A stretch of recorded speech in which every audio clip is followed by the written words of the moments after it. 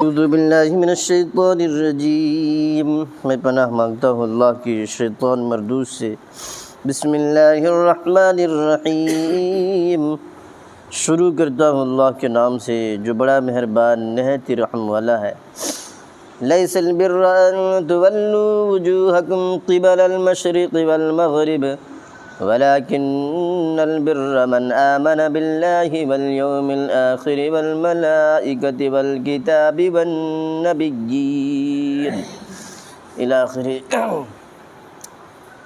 یہ قرآن کریم کے دوسرے پارہ میں سورہ بقرہ کے 21ویں رکوع میں آیت نمبر 177 میں اللہ تعالیٰ ارشاد فرماتا ہے، ساری بھلائی مشرق اور مغرب کی طرف منہ کرنے میں ہی نہیں بلکہ حقیقتاً بھلا وہ شخص ہے، نیکی یہ ہے جو اللہ تعالیٰ پر، قیامت کے دن پر، فرشتوں پر، کتاب اللہ پر اور نبیوں پر ایمان رکھنے والا ہو، جو اس کی محبت میں، اللہ تعالیٰ کی محبت میں مال خرچ کرے، قرابت داروں میں، یتیموں میں، مسکینوں میں، مسافروں میں، اور سوال کرنے والوں کو دے، غلاموں کو آزاد کرے، نماز کی پابندی کرے اور زکوٰۃ کی ادائیگی کرے، جب وعدہ کرے اسے پورا کرے، تنگ دستی،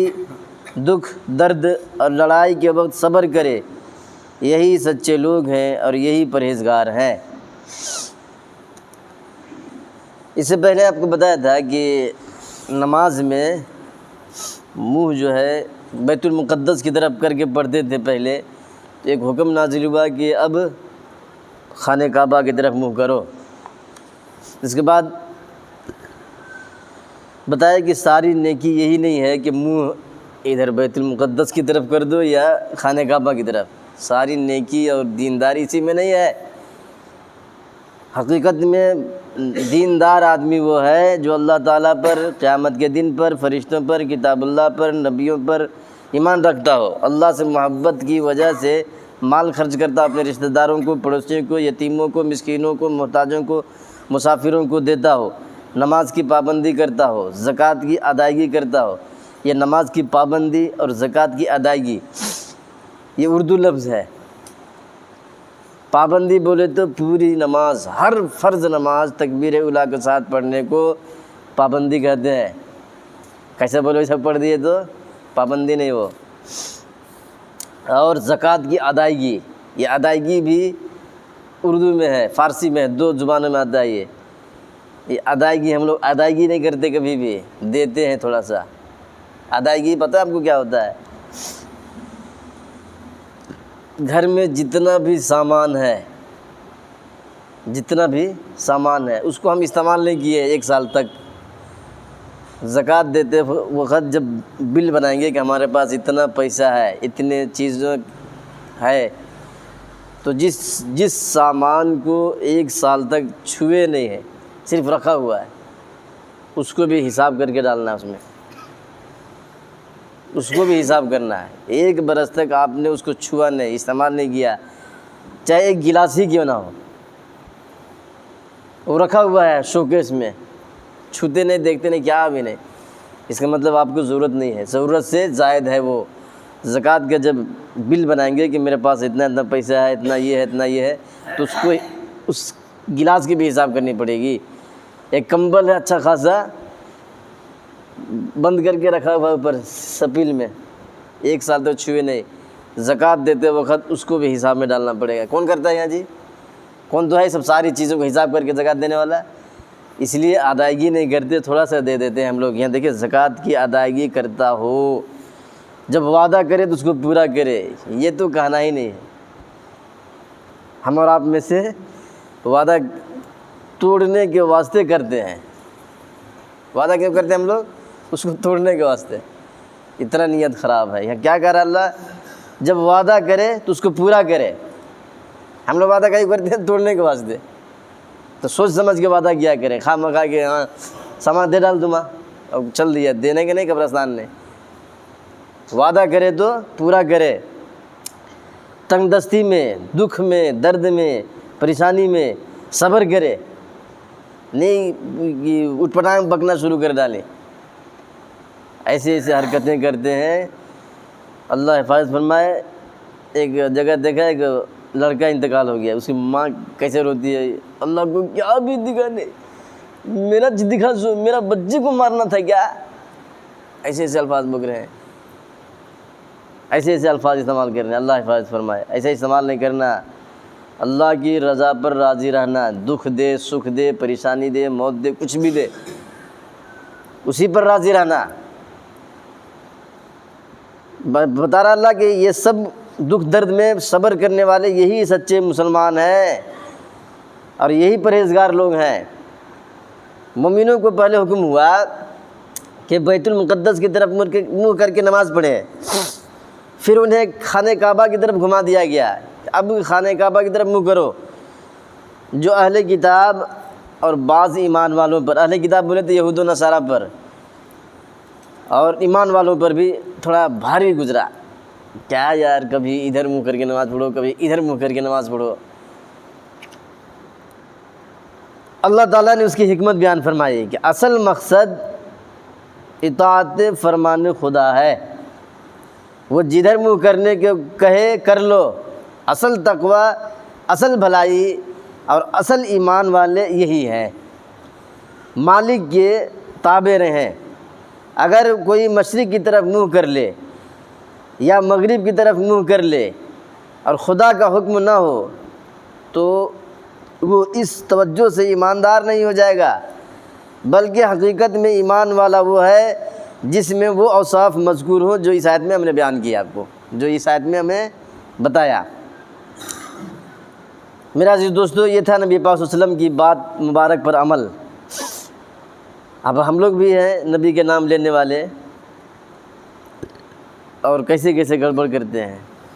مزاج اپنا دماغ سیٹ کر لینا ہے کہ اللہ کا جو حکم ہے اس کو کرنا ہے، یہی ایمانداری ہے۔ حضرت انس رضی اللہ عنہ سے روایت ہے کہ میں ایک روز ابو طلحہ رضی اللہ عنہ کے گھر لوگوں کو شراب پلا رہا تھا، اس روز اس کی حرمت کا حکم نازل ہو گیا، شراب حرام ہے بول کے آیت نازل ہو گئی، اور حضور پاک صلی اللہ علیہ وسلم نے ایک آدمی کو اعلان کرنے کے لیے مدینہ کی گلیوں میں بھیج دیا۔ وہ اعلان کرتا پھر رہا تھا، لوگوں اللہ نے شراب کو حرام کر دیا ہے، یہ آواز دیتا تھا اور گلی میں چل رہا تھا، پھر رہا تھا۔ ابو طلحہ رضی اللہ عنہ نے مجھ سے کہا باہر جا کر دیکھ یہ کیسی آواز ہے۔ میں باہر آیا، میں نے سنا کہ ایک شخص منادی کر رہا ہے، اعلان کر رہا ہے خبردار ہو جاؤ، آج سے شراب حرام کر دی گئی ہے۔ میں نے یہ ابو طلحہ رضی اللہ عنہ سے کہا، انہوں نے کہا جاؤ جو شراب رکھی ہے اسے پھینک دو۔ حضرت انس رضی اللہ عنہ کہتے ہیں اس روز مدینہ کے اندر، مدینہ شریف کی تمام گلیوں میں شراب بہہ رہی تھی۔ صحیح بخاری شریف جلد نمبر 2 پارہ نمبر 18 صفحہ نمبر 469 حدیث نمبر 1722۔ صحیح مسلم شریف جلد نمبر 2 صفحہ نمبر 87 حدیث نمبر 387۔ یہ حدیث میں ہے یہ تذکرہ، شراب مدینہ کی گلیوں میں بہہ رہا ہے۔ میرے محترم بزرگ دوستو، یہ لوگ تھے محمد صلی اللہ علیہ وسلم کو ماننے والے۔ جب سنا کہ آج سے شراب حرام کر دی گئی تو جس کے ہاتھ میں تھی اس کے ہاتھ ہی میں رہ گئی، جس کے ہونٹوں پر تھی اس کے ہونٹوں پر ہی رہ گئی، جس کے منہ میں تھی اس کے منہ ہی میں رہ گئی، حلق سے نیچے نہیں اتارا۔ حالانکہ یہ شراب ان لوگوں کو اس قدر پیاری تھی کہ اس کے گیت گائے جاتے تھے، اس کا میوزک چلتا تھا، گھر میں شراب کے مٹکے مٹکے بھر کے رکھے رہتے تھے۔ مگر جب رسول اللہ صلی اللہ علیہ وسلم نے حرمت کا اعلان کرایا تو تمام صحابہ نے جن کے گھروں میں شراب رکھی ہوئی تھی مٹکا توڑ دیا، منہ اوندھا کر دیا اور تمام شراب پھینک دی۔ اس وقت مدینہ کی گلیوں میں شراب اس طرح بہہ رہی تھی جس طرح برسات کا پانی گلیوں میں بہتا پھرتا ہے۔ قرآن مجید کے 7ویں پارہ میں سورہ مائدہ کے 12ویں رکوع میں آیت نمبر 90 میں 91 میں 92 میں اللہ تعالیٰ ارشاد فرماتا ہے، اے ایمان والو، شراب اور جوا اور بت اور پانسے یہ سب ناپاک اعمال ہیں، ناپاک کام ہیں، تم ان سے بچتے رہنا تاکہ نجات پا جاؤ۔ شیطان تو چاہتا ہے کہ شراب اور جوئے کے سبب تمہارے اندر آپس میں دشمنی اور رنجش جلوا دے اور تمہیں اللہ کی یاد سے اور نماز سے روک دے تو تم کو ان کاموں سے باز رہنا چاہیے اور اللہ کی فرما برداری اور رسول کی پیروی کرتے رہو اور ڈرتے رہو، اور اگر منہ پھیرو گے، بدمعاشی کرو گے تو جان لو کہ ہمارے پیغمبر کے ذمہ صرف اللہ کا حکم پہنچا دینا ہے۔ حضرت عبداللہ بن عمر رضی اللہ عنہ کہتے ہیں کہ نبی پاک صلی اللہ علیہ وسلم نے عام شراب اور جوا اور گیہوں کی شراب اور شطرنج اور چوسر، گانے بجانے کے آلات سب حرام کر دیے ہیں، اور صرف مجھ پر صلاۃ وتر واجب فرمائی ہے۔ یہ عبداللہ بن عمر رضی اللہ عنہ نے فرمایا کہ مجھے نبی نے بتایا کہ شراب، جوا، شطرنج، چوسر، گانے بجانے کی سب چیزیں حرام کر دیا، نہیں استعمال کرنا کبھی، اور مجھے فرمایا کہ واجب الوتر ضرور پڑھا کرو۔ ایسا تفسیر ابن کثیر میں پارہ نمبر 7 صفحہ نمبر 11 میں یہ سورہ مائدہ کی 12ویں رکوع کے تفسیر میں یہ حضرت عبداللہ بن عمر رضی اللہ عنہ کا یہ فرمان، یہ قول موجود ہے۔ حضرت ابن عمر رضی اللہ عنہ فرماتے ہیں کہ حضرت محمد صلی اللہ علیہ وسلم نے فرمایا کہ شراب کے 10 متعلقات پر لعنت، خود شراب پر لعنت، پینے والے پر لعنت، پلانے والے پر لعنت، بیچنے والے پر لعنت اور خریدنے والے پر لعنت، شراب نچوڑنے والے پر لعنت، شراب بنانے والے پر لعنت، شراب اٹھا کر لے جانے والے پر لعنت اور جس کی طرف لے جا رہا ہے اس کی پر لعنت، اور شراب کی قیمت کھانے والے پر لعنت، شراب استعمال کرنے والوں پر لعنت۔ تفسیر ابن کثیر پارہ نمبر 7 صفحہ نمبر 12 سورہ مائدہ کے 12ویں رکوع کی تفسیر میں ہے۔ یہ قرآن کریم کے 18ویں پارہ میں سورہ نور کے 9ویں رکوع میں آیت نمبر 63 میں اللہ تعالیٰ ارشاد فرماتا ہے فَلْيَحْذَرِ الَّذِينَ يُخَالِفُونَ عَنْ أَمْرِهِ أَن تُصِيبَهُمْ فِتْنَةٌ أَوْ يُصِيبَهُمْ عَذَابٌ أَلِيمٌ۔ اللہ فرما رہا ہے قرآن شریف میں کہ اب جو لوگ رسول کی حکم کی مخالفت کرتے ہیں ان کو اس سے ڈرنا چاہیے کہ ان پر کوئی آفت آ پڑے یا ان پر کوئی دکھ دینے والا عذاب، دردناک عذاب نازل ہو جائے۔ جو لوگ رسول اللہ صلی اللہ علیہ وسلم کا طریقہ، رسول اللہ صلی اللہ علیہ وسلم کی شریعت جو ہے رسول کے حکم کے خلاف کریں وہ سزا یاب ہوں گے، ان کو سزا ملے گی۔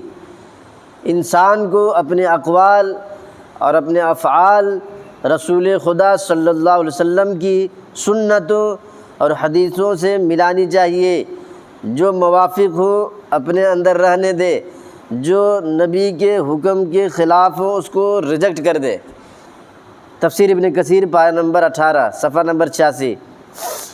افسوس، بہت ہی افسوس کے ساتھ یہ کہا جا رہا ہے کہ آج شراب کی بھٹیاں چل رہی ہیں تو مسلمانوں کی، مسلمان چلا رہا ہے، اور جوئے کے اڈے چلا رہے ہیں تو مسلمان چلا رہے ہیں، بت پرستی، پوجا پاٹ کے ٹھیکیدار ہیں تو مسلمان ہی ہے، اور پھر دعویٰ کرتے ہیں محبت رسول کا۔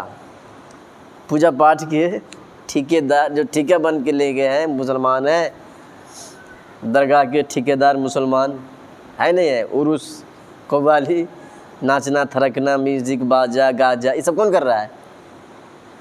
محبت اولیاء کے نام پر کون کر رہا ہے؟ یہ مسلمان ہی کر رہا ہے۔ یہ دیکھو کیا ہم نے سنا ہے نا حدیث، تفسیر ابن کثیر پارہ نمبر 7 صفحہ نمبر 12 میں لکھا ہے یہ شراب، جوا، گیہوں کی شراب، شطرنج، چوسر، گانے بجانے کے آلات، سب میوزک، یہ ہو گیا ڈھول، ہو گیا ڈمرو، ہو گیا پھر مائک، ہو گیا ایمپلیفائر، ہو گیا، یہ جتنا بھی ہے سب حرام کر دیا ہے، یہ سب حرام کر دیا ہے۔ تفسیر ابن کثیر میں پڑھ کے بتا رہا ہوں آپ کو، اور کر رہے ہیں مسلمان، اور نام اس کا رکھ دیا ہے ولیوں سے محبت، مطلب محبت کے نام پر ڈانس کر سکتے ہیں۔ کسی ولی سے محبت ہو جائے تو عورت مرد کو سب کو اکٹھا کر کے میوزک بجا سکتے ہیں۔ محبت کیا، میوزک سے کیا جوڑ ہے بھائی؟ محبت کا معنی ہوتا ہے آپ کو کسی ولی سے محبت ہے، نبی سے محبت ہے، تو اس کا مطلب یہ ہے کہ انہوں نے نیک اعمال جیسے جیسے کیا ہے آپ بھی ویسے ویسے کریں، اس کو کہتے ہیں محبت۔ یہ نہیں کہ آپ کو شیخ عبد القادر جیلانی سے محبت ہو گئی تو ننگے ہو کے ڈانس کریں، ارے کوئی جوڑ ہے اس میں؟ خواجہ اجمیری رحمۃ اللہ علیہ صاحب کو محبت ہو گئی تو ڈسکو ڈانس ڈالتے چلے کہ ہم کو خواجہ اجمیری سے محبت ہے، یہ کوئی جوڑ ہے اس میں؟ انہوں نے جیسے اللہ کا حکم پورا کیا ویسے تم بھی کرو، یہ ہے محبت، اس کو کہا جاتا ہے محبت۔ اللہ تعالی ہم سب کو سمجھنے کی، عمل کرنے کی توفیق عطا فرما دے، آمین۔